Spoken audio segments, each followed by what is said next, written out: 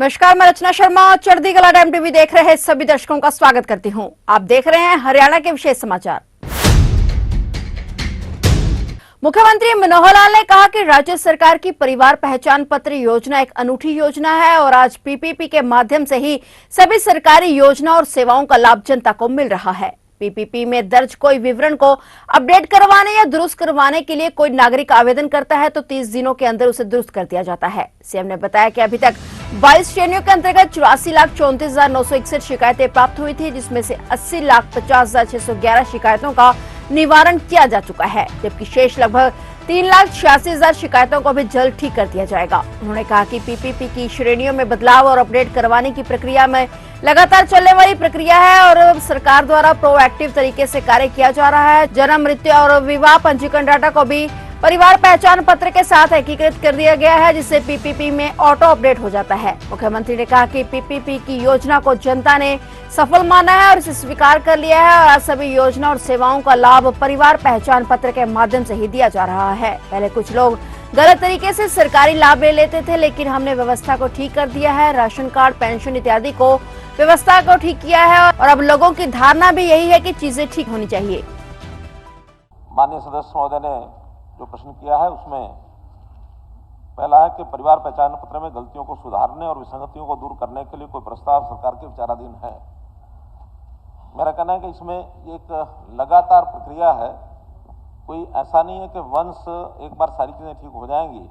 जब से परिवार पहचान पत्र बना है उसमें चूंकि पहले सेल्फ डिक्लेयर डाटा था, फिर उसके बाद उसको ठीक करने की जो प्रक्रिया में 3 हमने प्रकार बनाए हैं। उसके अंदर एक तो जो ऐसी विसंगतियां जिसकी कंप्लेंट करता है कोई भी जो भी परिवार धारक है कि मेरी ये गलती है, उसकी गलती ठीक की जाती है।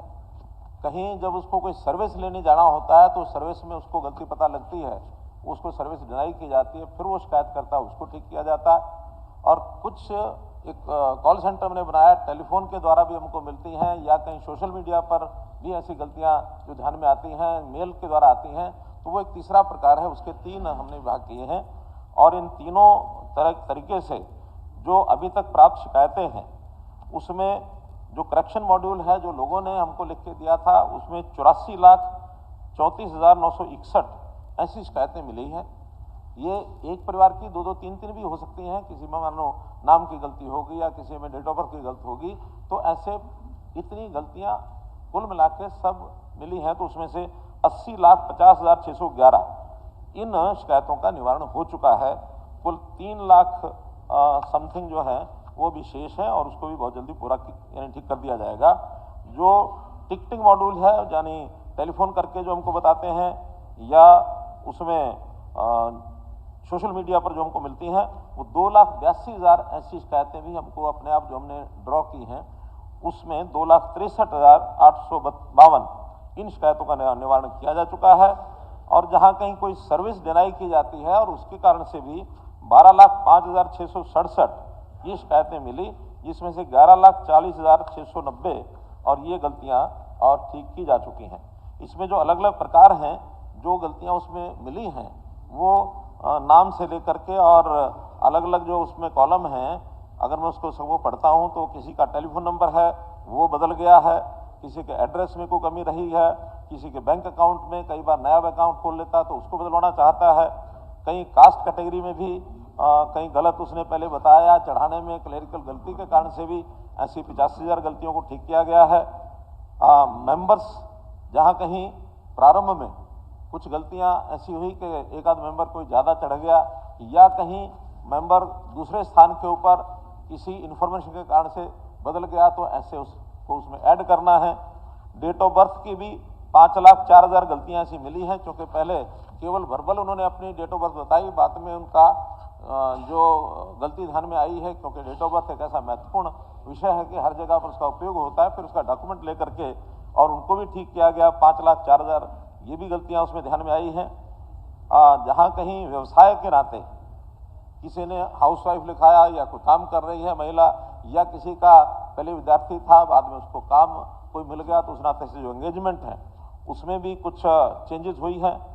सबसे ज़्यादा चेंजेस हैं वो है इनकम में, क्योंकि इनकम एक आधार है सेवाओं को देने का, तो उसमें हर किसी की इच्छा रहती है कि कि मैं अपनी इनकम को ठीक करा करके अपर स्लैब से लोअर स्लैब में कैसे आऊँ।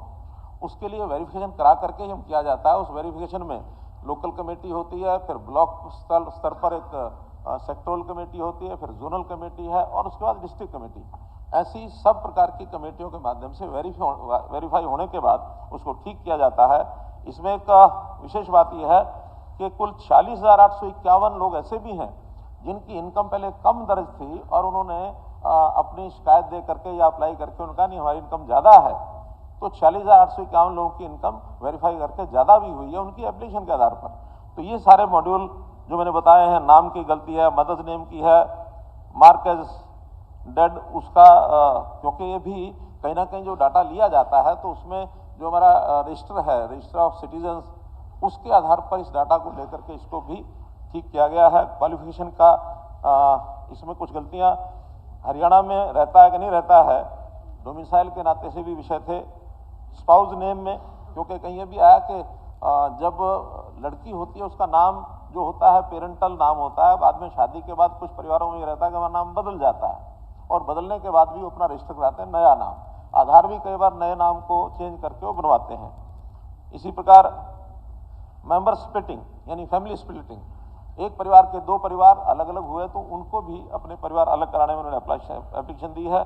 तो ऐसे कुल मिलाकर के 22 कैटेगरीज हैं जिसको अलग अलग अध्ययन करके, और 84,48,000 जो हमने बताया, इसमें 3,86,330 ये अभी पेंडिंग है जो लगातार चलने वाली प्रोसेस है। इसलिए इसका कोई एक स्टेप ये नहीं हो सकता कि कोई डेट बताई जाए और उस डेट तक ये सारी विसंगतियां दूर होंगी।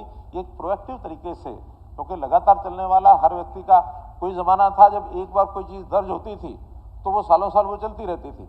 आज प्रोएक्टिव होकर के व्यक्ति खुद भी करवा सकता अपनी गलती को ठीक, या उसका चेंज स्टेटस है वो चेंज करवा सकता, या कहीं ऑटो अपडेशन में, मानो आज बेरोजगार लिखा है, कल को नौकरी में भर्ती हुई है तो ऑटो अपडेशन में सरकारी काम का उसको अपडेट होकर के उसका ऑक्यूपेशन भी बदलता है, उसकी इनकम भी बढ़ाई जाती है।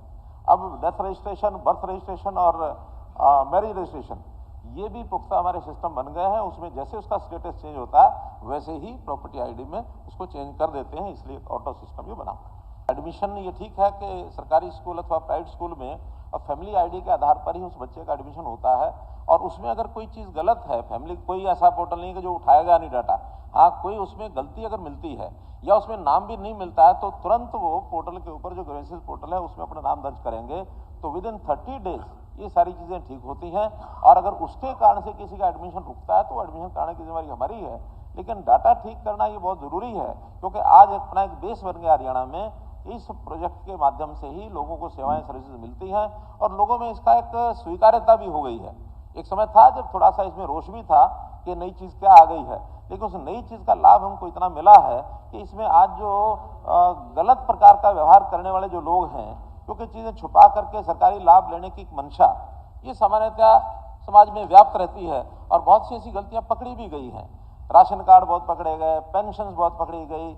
तो इस प्रकार के सारा चीज़ों को ठीक करने के बाद आज समाज में धारणा बनी है कि हाँ ठीक चीज़ ठीक होनी चाहिए। अभी भी कोई गलती रह जाती है तो ये लगातार चलने वाला ऑनलाइन प्रोसेस है। कोई स्पेसिफिक आपके पास कुछ कहते हो तो जितनी आप लिख के देंगे, पहले भी एक बार शायद कुलदीप जी ने लिख के दी थी, हाँ हमने सारी के सारी एक एक चीज़ ठीक करके उसमें और वापस जवाब दिया था। किसी भी सामान्य सदस्य के पास कोई ऐसा डाटा आता है, केवल उसका फ़ोन नंबर लिख लें, फैमिली आईडी लिख लें और समस्या क्या है एक लाइन में वो लिख लें। इतना लेने के बाद और आप प्रस्तुत करेंगे तो विद इन 30 डेज उन सब चीज़ों को ठीक किया जाएगा। सभी जिलों में बनी हुई सहकारी समितियों में अनियमितताओं की जांच के लिए एंटी करप्शन ब्यूरो के अंतर्गत स्पेशल टास्क फोर्स का गठन किया जाएगा। यह टास्क फोर्स वर्ष 1992 से लेकर आज तक बनी सहकारी समितियों में अनियमितताओं की जांच करेगी। जांच में जो भी दोषी पाया जाएगा उसके खिलाफ सख्त कार्रवाई की जाएगी। मुख्यमंत्री मनोहर लाल ने हरियाणा विधानसभा के बजट सत्र के दौरान बड़ी घोषणा करते हुए कहा कि सभी जिलों में बनी हुई सहकारी समितियों में अनियमितताओं की जांच होगी और एंटी करप्शन ब्यूरो के अंतर्गत एसटीएफ का गठन किया जाएगा। उन्होंने कहा कि इन समितियों को अब तक 328 करोड़ रुपए जारी किए गए हैं, जिनमें से 259 करोड़ रुपए का उपयोग दिखाया गया है, शेष पैसा बैंकों में ही पड़ा है। उन्होंने कहा कि वर्तमान राज्य सरकार ने समितियों का ऑडिट करवाया था और अब ऑडिट में जब कमियां पाई गई तो सरकार ने स्वतः संज्ञान लेकर यह मामला जांच के लिए एंटी करप्शन ब्यूरो को सौंपा। एसीबी ने इस मामले में 9 एफआईआर दर्ज की हैं और 4 जिलों में समितियों की जांच में 8.80 करोड़ रुपए की अनियमितता मिली है। संयुक्त अधिकारियों के खिलाफ कार्रवाई की गई है। मुख्यमंत्री ने बताया कि पैसे की रिकवरी के लिए विभिन्न अधिकारियों और कर्मचारियों की प्रॉपर्टी भी अटैच की गई है। उन्होंने कहा कि जो अधिकारी अभी सस्पेंड किए गए हैं, यदि वे जांच में दोषी पाए गए तो उन्हें भी बर्खास्त किया जाएगा। सब केसेस के ऑडिट 2008-9 की समिति का भी ऑडिट हो चुका, 2014 का ऑडिट हो चुका, 2023 में 3 अप्रैल को हो चुका, फिर 2014 के, 2017 के जो ऑडिट हो चुके हैं वो भी हमारे पास हैं, जो ऑडिट चल रहे हैं वो भी हमारे पास हैं। डिटेल को तो एक एक जिले का बता देता हूं। नहीं, बचाने का विषय नहीं है। जो आप कह रहे हैं ऑडिट नहीं हुआ, मैं आपको कह रहा हूं ऑडिट चल रहा है, ऑडिट हो चुका है। अध्यक्ष महोदय, ऑडिट हुआ, ऑडिट में कमियां पाई गई, सुओ मोटो हमने उसका नोटिस लिया, हमने एसीबी को दिया, एसीबी ने 9 एफआईआर लिखी हैं और 9 एफआईआर में कुछ तो चीजें उन्होंने जांच कर ली है और जांच भी अभी 4 जिलों की जांच है। ये ठीक है कि 4 जिलों में उन्होंने 8.80 करोड़ रुपए का एक राशि निकाली कि इतना हमारे पास कन्फर्म हुआ है। उसी में से अंदाज लगा करके जब सारी बातें होती हैं कि अगर 4 जिलों में 8 करोड़ निकल आया तो फिर सब 22 जिलों में तो 100 करोड़ निकल आएगा। कहीं 100 करोड़ का विषय अभी तक आया नहीं है, 8.8 करोड़ का आया है। दोषी अधिकारी जो हैं उनके नाम उल्लिखित हो गए, उनको जिनको बाहर कर दिया वो भी सब बता दिया गया है, जिनको सस्पेंड किया वो भी बता दिया गया है और जिनकी प्रॉपर्टीज को अटैच किया गया है वो जानकारियां भी मैं आपको दे देता हूं कि जिनकी प्रॉपर्टीज को अटैच किया गया, एक एक करके बताता हूं। अनु कौशिक, उसका एक मकान मोहाली, एक फ्लैट ये भी मोहाली, एग्रीकल्चर लैंड है 69 कनाल 5 मरले, बैंक अकाउंट है सेक्टर 12 करनाल। ये 4 चीजें उनकी अटैच हो चुकी हैं। इसी प्रकार से राम कुमार, उस समय के आरसीएस, उनका एक रेजिडेंशियल प्लॉट सेक्टर 30 कुरुक्षेत्र, एक बैंक अकाउंट है उनका कैथल, ये अटैच हो चुके हैं। योगेंद्र अग्रवाल, इनका एक फ्लैट 1607 मोहाली, फिर एक अकाउंट है अंबाला, ये अटैच हो चुके हैं। सुमित अग्रवाल, फ्लैट नंबर 1605 और फिर 2 अकाउंट है, एक नारनौल में, दोनों ही नारनौल के हैं। एक रचना अग्रवाल, उनकी कोई भी संबंध होगा, रचना अग्रवाल वाइफ ऑफ सुमित अग्रवाल, तो पति पत्नी दोनों के अकाउंट ये अटैच हो चुके हैं। नितिन शर्मा, उनका एक फ्लैट, ये फ्लैट है जीरकपुर और इसी प्रकार से अकाउंट ये है पंचकुला, ये 2 ये अटैच हो चुके हैं। इस प्रकार से जो एक्शन हुए वो हुए हैं। अब ये दुखद बात ये है कि 1992 से लेकर और अभी तक के सारे विषय बहुत दुखद है कि भी सब समय ये सारे विषय हुए तो किसी न किसी के साथ तालमेल करके हुए हैं। अब तालमेल करके जब होते हैं तो उसकी इन्वेस्टिगेशन के बाद पता लगता है कि कौन कौन कल्प्रिट थे। जितने कर्मचारी अधिकारियों के खिलाफ एक्शन तो हुआ है, एसीबी इसके ऊपर पूरा काम कर रही है, लेकिन ये सैकड़ों समितियां हैं, थोड़ी नहीं है।